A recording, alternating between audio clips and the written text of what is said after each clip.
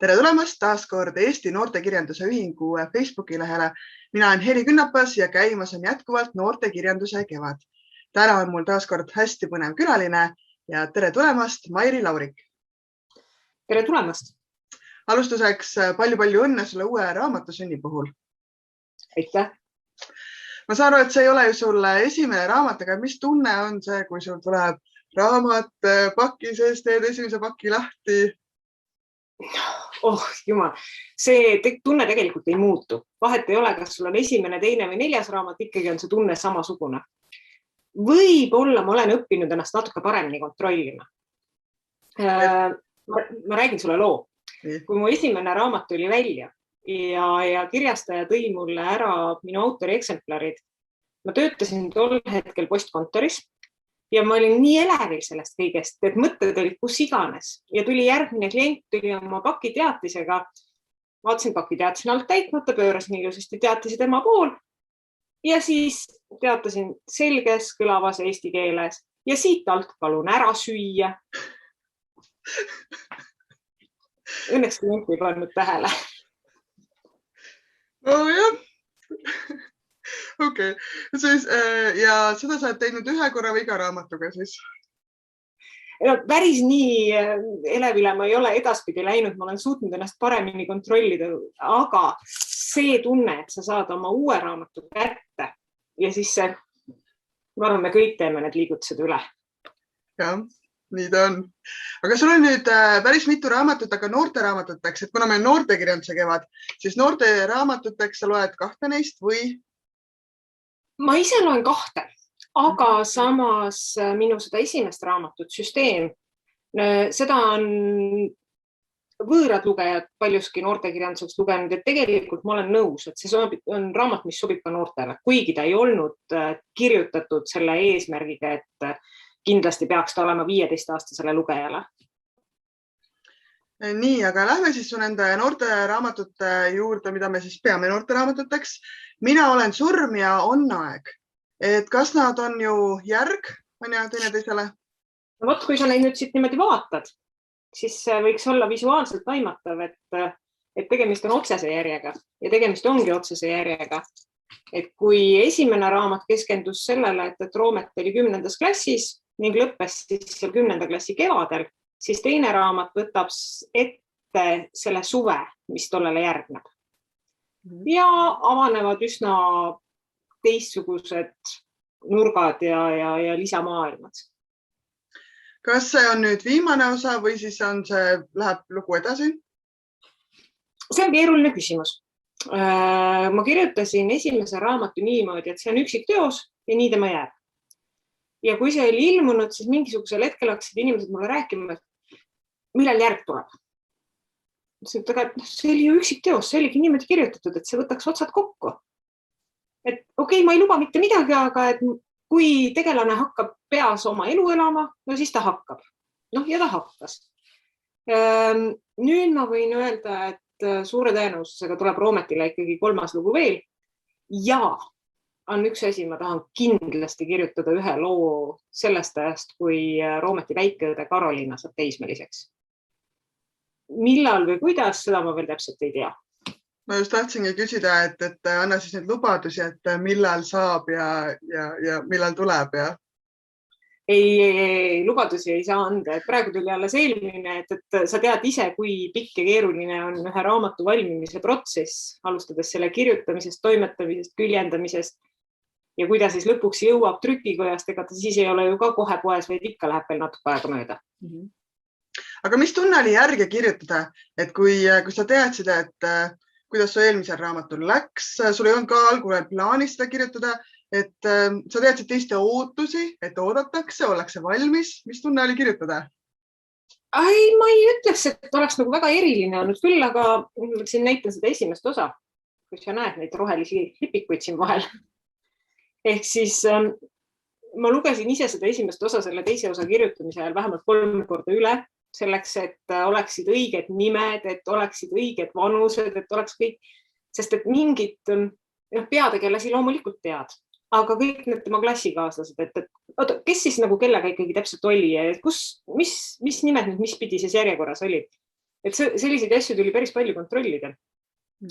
Aga ootuste poolest ma ei teagi, ma kirjutasin selle loo valmis ja siis ma saatsin ta sõbrale, kes ka töötab tänapäevas.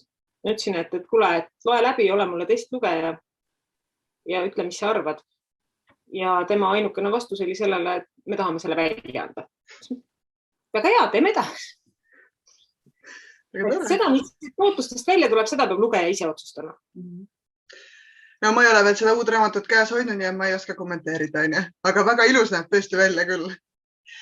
Aga Mairi, kas sulle ei ole vanavanemad õpetanud, et surmaga ei mängita, surmast ei räägita, sest muidu, et kas sul polnud nagu sellist hirmu, nagu, et kui surmateemat käsitledes?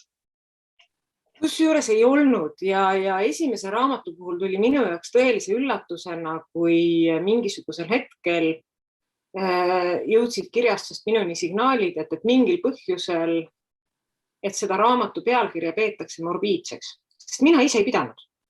Sest et kui ma ütlen, et mina olen surm, siis ei tähenda ju, et ma lähen surma või ma olen surnud või see on ju teine kääne, teine olemine. Ja teine asi on see, et minu meelest ei tohiks meil olla tabuteemasid, eriti noortele, sest et see 14-15-aastane peab enda jaoks täpselt samamoodi läbi mõtlema, mis, kus, kuidas, mis edasi. Sest et ta ei ela ju selles mullis, kus on ainult noored inimesed, kus on ainult terved inimesed. Esiteks juhtub õnnetusi, teiseks on tal vanavanemad ümberringi. Ta peab enda jaoks täpselt samamoodi teemad läbi mõtlema. No, mina olen ise enda lastega alati surmast rääkinud ja ma enda magistritöö tegin hinge surmajärgsest rännakust algkristlikes teostes, nii et ma selles mõttes olen ise läbi teinud, aga tunnistan, et ega mina ka sinu raamatut ei julgenud algul, käisin sellest tükk aega mööda, et selle pealkirja pärast ma kuidagi ei julgenud kätte võtta, kui ma võtsin, see mulle väga-väga meeldis. Aga jah, et see pealkiri tekitas kuidagi segaduse. Ja, võt seda segadust ma ei tahtnud ja ma loodan, et see segadus vajub niimoodi ajaloo hämarusse seda mööda, mida mööda jutt sellest loost endast liigub noorte seas ringi. Aga kui keeruline on nüüd see pealkiri raamatule mõelda? Hoopis teine teema vahele. Pealkiri üldjuhul tuleb suhteliselt kergesti. Välja arvatud sellele teisele osale, sellepärast, et ma olin kinni nüüd ma olin krampis, sest et selle esimese osa pealkiri, mis minu meelest oli geniaalne pealkiri ja sobis sellele loole suurepäraselt. Ja siis mulle öeldi, et see on morbiidne ja võib-olla pärsib müüki. Et siis sa hakkad mõtlema ja siis sa jääd sellesse lõksu kinni. Aga pealkirjaga mul üldiselt ei ole probleemi. Pealkirjad tulevad küll, aga minu jaoks kohutavalt keeruline peatükkidesse jagamine. Sest et kui võtta selle sisu harmoonilise liikumise järgi, siis kipuks nad tulema nii, et vahel tahab 2-leheküljeline ja vahel tahab 22-leheküljeline. Ja ma arvan, et sa tead ise seda väga hästi, et siis sa mõtled, kuidas siin lõikuda või laiendada. Nii on küll, jah. Aga kui sina nüüd raamatu käsikirja valmis kirjutad, siis sama peatükid, kuidas sinu jaoks see välja näeb, et mina olen teinud nii, et ma prindin kõik välja ja siis tõesti nagu liigutan laua peal. Et ma tean, et üks noortekirjanik on see, kes veel lõikab lehed katki ja lõikude kaupa nagu liigutab neid paberil. Ma seda ei suudaks. Et palju sa seda paberil käsitööd pärast teed? Paberil käsitööd ma selle jaoks ei tee. Selle ma suudan arvutist läbi vaadata, aga mille jaoks ma teen küll käsitööd on siis see toimetamise faas. Et ma prindin ta välja, sest et prinditud lehe pealt esiteks näeb mingisuguseid taiposid palju kergemini ja sealt ka tuleb see visuaal ette, et kuidas on, et mis siin on ülearu ja mis siin on puudu ja vahel on ka vaja võrrelda, et siin mul on Martin. Kas mul oli selle tseeni alguses ka Martin? Pabereid on lihtsam lapata kui faili. Täitsa nõus, teen ise samamoodi. Aga nüüd veel see Roomet. Sa kirjutad poiss peategelasest, ise ei ole poiss ega mees, et alles hiljuti oli üks ettekanne, kus öeldi, et Eesti kirjanduses, noortekirjanduses on poisid kuidagi naiselikud või sellised pehmod. Et kuidas sina sellesse suhtud ja mis tunne oli seda poiss peategelast kirjutada? Mina suhtun sellesse tegelikult natukene kergelt kortsutasin kulmu tollel hetkel, sellepärast, et kui me vaatame poisse või kui me vaatame tüdrukuid, neid on erineva kangusastmega, neid on erineva iseloomu, erineva minemise ja olemisega. Kõik poisid ei käi autodesse sisse murdmas.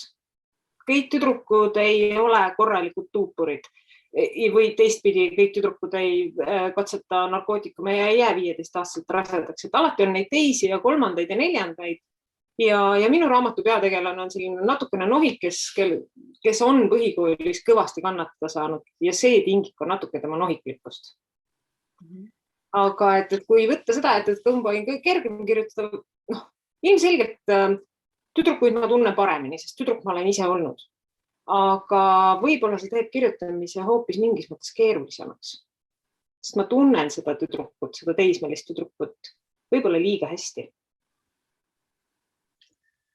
Kas sulle on öeldud, et kuule, et sa oled enda elu pannud raamatusse või enda lähedaste elu pannud raamatusse?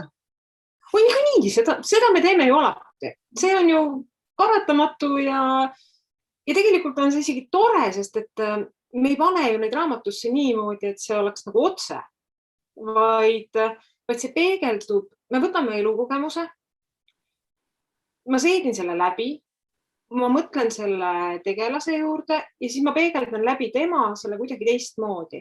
Et jaa, ma võin selle sama sarja kohta öelda ka, et minu lapsepõlve suved möödusid Lihula lähedal Kasari jõe ääres. Nii et ilmselgelt on see minu enda kogemus ja lapsepõlv mingis mõttes sees.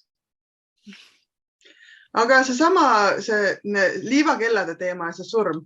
Et jah, me ütleme, et see on ulmeline raamat ja müstika, aga tegelikult surmast rääkides me keegi ei tea sellist lõplikku tõde, et kui palju sa ise usud, et selline asi ka päriselt võimalik on?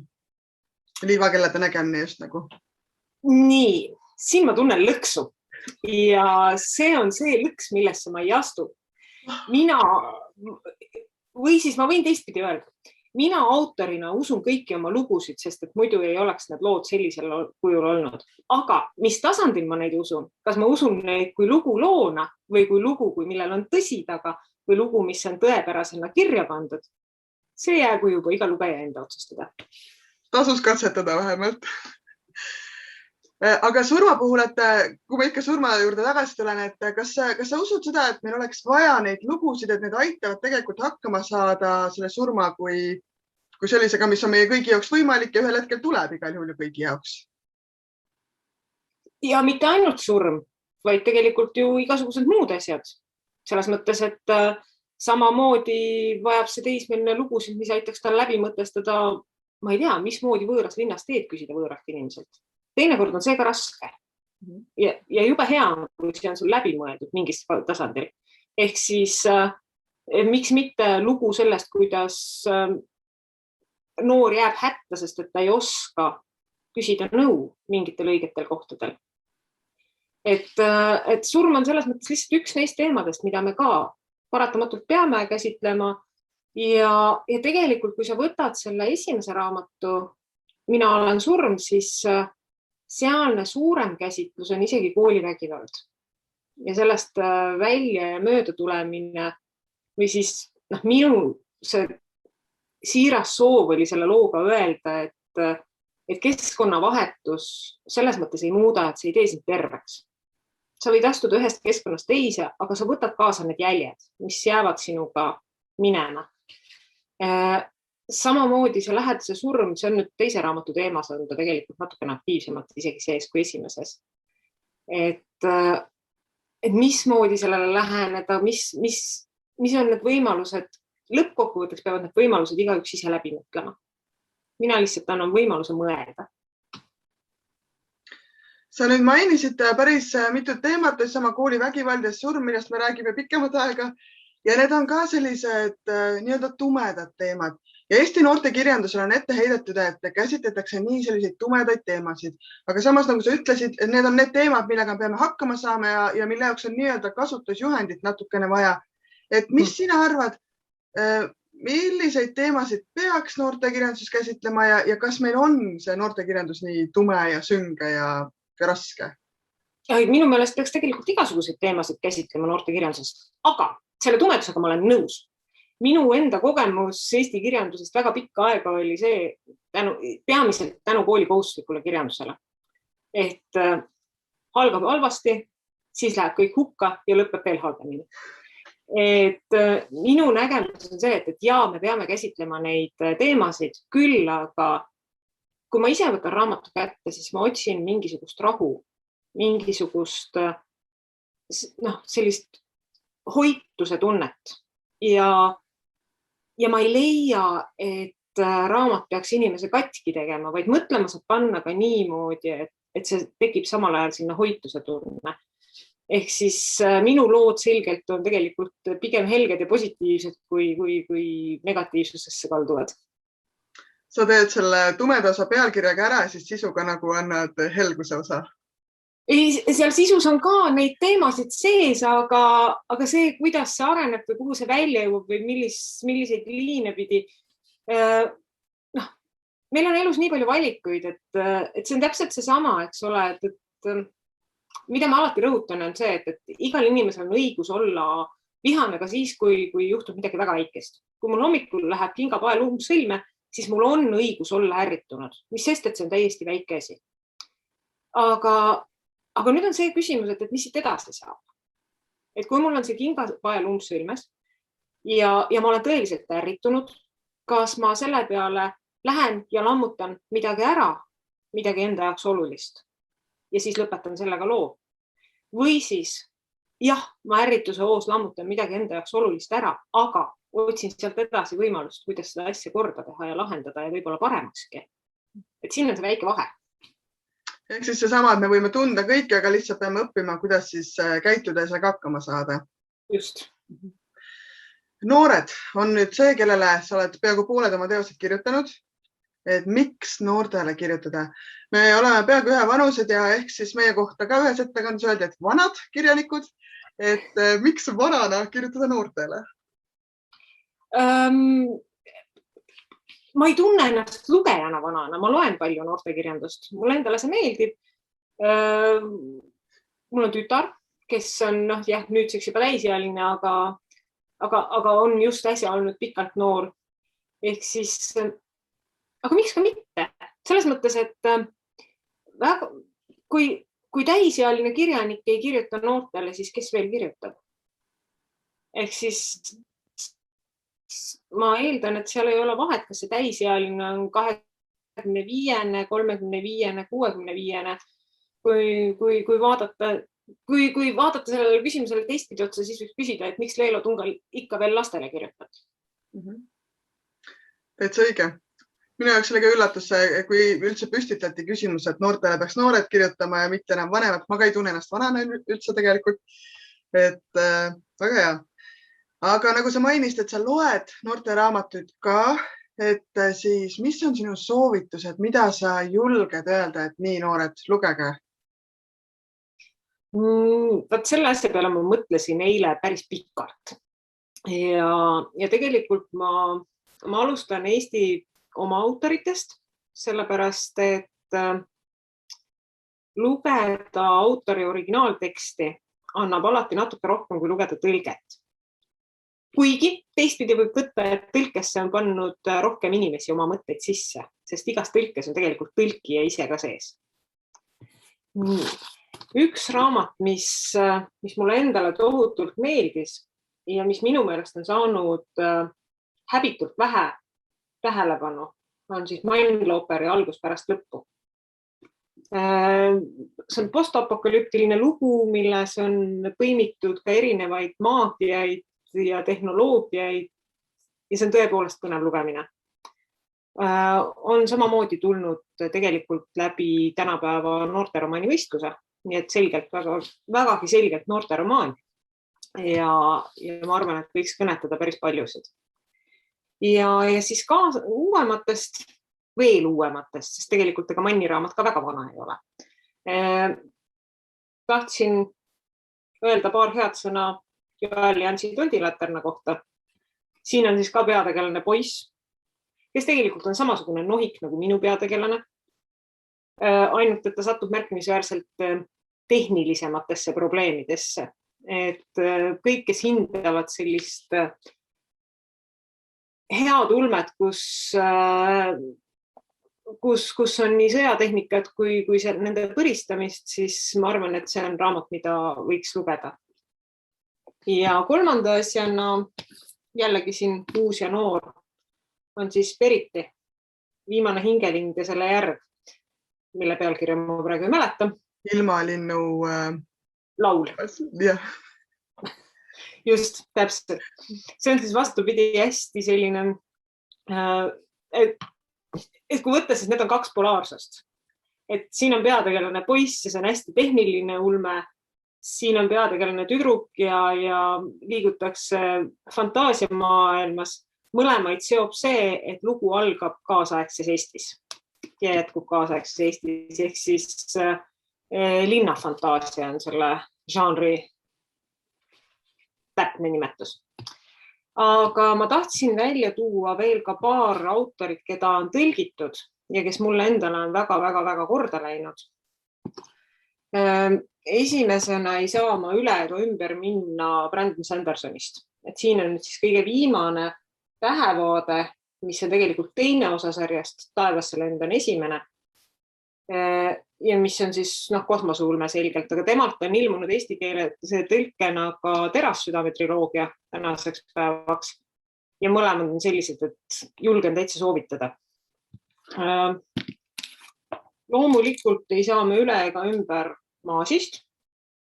Klaastroon, mul on ta siin ingliskeelsena, aga tegelikult on terve sari tänaseks eesti keelde tõlgitud ja see on siis see klassikaline fantaasia. Ehk siis sul on tõepoolest maagia ja mõõgad ja kuningriigid. Ta on suur sari ja võib-olla esimese hetkega hirmutav, aga tegelikult julgen lubada, et kes vähegi viitsib sellesse süveneda, siis ühel hetkel oled see niimoodi raamatutes sees, et enne ei saa arugi, kui läbi on. Ja viimase asjana ma panin endale siia kõrvale Heinleini Taevaorvud. Heinlein on üks autoritest, vanadest autoritest, kes mulle väga südamelähedane. Taevaorvud on iseenesest kosmoselaeva reis, põlvkonnalaev ja see on üks ääretult humoorikas lugu, kus on peategelane on tegelikult hilisteismeline poiss. Aga see, mismoodi need asjad siit liikuma hakkavad või kuidas need lahenduseni jõuavad, et saab naerda küll päris mitu korda. Väga hea, sellega on päris mitu nädalat sisustatud, et kui need raamatud ette võtta. Minu Klaastroon ise annab juba mõned nädalad, on ju? Just. See tekitas küsimuse, kas sul on kõik meeldivad raamatud kodus olemas riiulis? Kõik ei ole. Tegelikult ma mingil hetkel arvutasin, et ma loen umbes 3. Ehk siis 3 on neid, mis mul on kodus, mida ma loen oma riiulist. 3 on neid, mida ma laenatan sõprade riiulitest ja 3 laenatan raamatukogust. Et umbes selline 3 tsükkel. Nii, aga nüüd me hakkame otsi kokku tõmbama ja ma ikkagi tahan su käest mingi lubaduse kätte saada, et mis on see või kas sa ise kirjutad midagi ja millal me saame veel uuemat raamatut. Jah, et sul on uus raamat just lettidele jõudnud, aga veel uuemat raamatut, millal saab siis lugeda? Ma olen andnud lubaduse lapsele, et ma töötan edasi ühe käsikirjaga, mis mul on tegelikult käsikirjana juba väga ammu sahtlis ja mis on klassikaline fantaasia. Ja tolle looga tegelikult, see on nüüd see lugu, mis paljastab minust kõige rohkem. Sellepärast, et selle loo esimene versioon sai kirja pandud siis, kui ma olin 12. Mul on sellised vihikud. Tõsi, seal on väga palju kirjavigu, seal on ükskõik mis, aga ma julgen tunnistada, et see on see hetk, millest alates ma mõtlesin, et minust võiks kunagi kirjanik saada. Ja siis jäi see riiulisse, seisis seal 20 aastat, 10 aastat tagasi ma leidsin nad ja leidsin, et ohoo, aga tegelikult mulle meeldib see tüdruk, kelle ma sealt kohtasin. Ja ma kirjutasin need lood ümber ja tookord sai ka laps neid lugeda, aga see niimoodi sahtli põhjas on nad nüüd ikkagi elanud ja kuna tema surve on see, et see peab olema lugu, mis tegelikult oleks pidanud juba 5 aastat tagasi ilmuma, siis nüüd ma võtsin ta kätte. Ehk siis tuleb selline klassikaline mõõga ja maagiaga lugu järgmisena. Millal täpselt ei oska öelda, aga tahaks loota, et aasta jooksul ikka. No kuna sul see motivaator või motiveerija on nii lähedal, siis ilmselt on meil lootust, et see tõesti nii läheb. Täitsa lõpetuseks, mis on see koht, kuhu kõik su fännid nüüd tulevad, et saada teada selle kohta, millega sa tegeled, mida sa kirjutad, loed, et kas sul on mingi oma Facebooki leht, koduleht, et mis on see koht, kus info sinu kohta on? Mul on oma Facebooki leht, aga ma pean tunnistama, et ma olen olnud natukene laisk selle asja täitmisele. No, kuidagi, vaat siin vist tuleb välja natukene see põlvkondade vahe, et 40-aastasele ei ole see iga päev postitamine või üle päeva postitamine nii harmooniliselt organismis sees kui 20-aastastele. Aga ma püüan ja nüüd ma tegelikult avasin ka oma ja nüüd mul on sõna puudu. Nii, mis seal on? Ma kohe ütlen sulle Instagrami lehe. Tegelikult leiab mind ka Instagramist üles nüüd. Ja siis nimega? Magri Laurik, nii nagu ikka. Sama nimega, jah? Et ikka võib leida ja tegelikult leiab mind igalt poolt, aeg-ajalt leiab mind tänavalt ja aeg-ajalt leiab mind ka toidupoest, et nii nagu meid kõiki. Praegu sa ei tunne küll kedagi toidupoes ära, aga noh. Jah, aga see ka muutub selles mõttes, et tegelikult on juba palju paremaks läinud ja läheb ilmselgelt veel paremaks. Nii on. Aga Mairi Laurik, suur tänu selle intervjuu eest ja kannatlikkuse eest ja loeme seda raamatut, on aeg ja ka ootame järgmist. Aitäh sulle ja head aega! Aitäh!